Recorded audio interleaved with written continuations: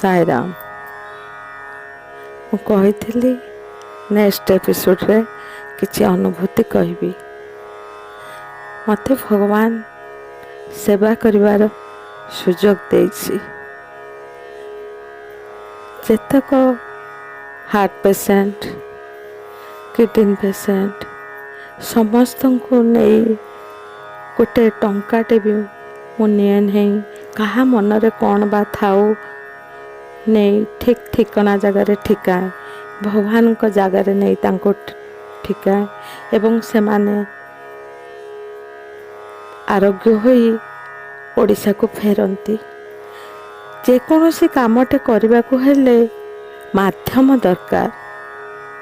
ପ୍ରଭୁ, ମୁଁ ଭାବେ ବୋଧେ ଏଇ ମାଧ୍ୟମଟି ଭଗବାନ ବାଛିଛନ୍ତି। ସେଇ ମାଧ୍ୟମ ଦ୍ୱାରା ଏଇ ରୋଗୀମାନେ ଉପକୃତ ହୁଅନ୍ତି। ଏ କଳିଯୁଗ କେତେ ସତରେ ସମସ୍ତେ କୁହନ୍ତି କଳିଯୁଗଟା ଖରାପ, କିନ୍ତୁ ମୁଁ କୁହେ କଳିଯୁଗଟା ବହୁତ ଭଲ। କାହିଁକି ନା ଆମେ ଭଗବାନଙ୍କୁ ଦେଖିବାର ସୁଯୋଗ ପାଇଛୁ।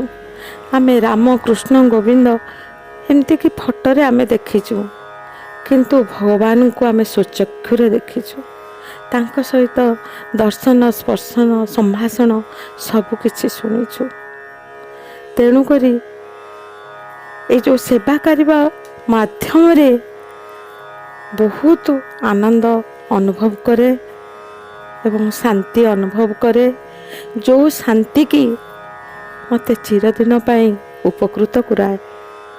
ଲୋକମାନେ କହନ୍ତି, କିଏ ବା କହେ ମା, କିଏ ଅପା ଆପଣ କେତେ ଟଙ୍କା ପାଉଛନ୍ତି? ମୁଁ କହେ ଯେତିକି ଟଙ୍କା ପାଉଛି ମୋର କୁଟୁମ୍ବ ଚଳିଯାଏ। ଭଗବାନ ସତରେ କେତେ କରୁଣାମୟ କହିଲେ ଦେଖିଆ। ଦିନେ ବି ଟଙ୍କାଟେ କେଉଁଠି ଧାର ହୋଇନି କି କୌଣସି କାମରେ ବାଧାବିଘ୍ନ ତ ଘଟିବ ନିଶ୍ଚୟ, କିନ୍ତୁ ସବୁ ଶୃଙ୍ଖଳା ସହିତ ହୋଇ ଚାଲିଛି ଏପର୍ଯ୍ୟନ୍ତ। ତେଣୁକରି ମୁଁ ଭାବେ ମୋର ତ ହେଲାଣି ଆସିକି 45-46 ବର୍ଷ, କିନ୍ତୁ ଭଗବାନ ମୋତେ ତୁ ପୁଣି 18-19 ବର୍ଷ କରିଦିଅନ୍ତୁ ନାହିଁ, ମୁଁ ଆହୁରି ଟିକେ ସେବା କରିବାର ସୁଯୋଗ ପାଆନ୍ତି। ଏତେ ବଢ଼ିଆ ଲାଗେ। କିନ୍ତୁ କଳିଯୁଗକୁ ସମସ୍ତେ ଘୃଣା କରୁଛନ୍ତି। କାହିଁକି ଆମେ ଘୃଣା କରିବା? ଜମା ବି ଘୃଣା କରିବା ନାହିଁ।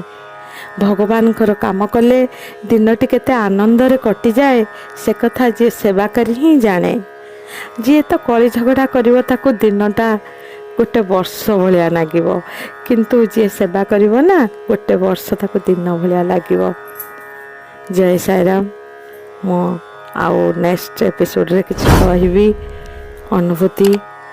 ତେଣୁକରି ମୋର ଯଦି କହିବାରେ କିଛି ଭୁଲ ଥାଏ ଆପଣମାନେ ନିଶ୍ଚୟ ସଂଶୋଧନ କରିବେ ଏବଂ ଯଦି ଭଲ ଲାଗୁଥାଏ ଲାଇକ୍ କରିବେ, ସବସ୍କ୍ରାଇବ୍ କରିବେ।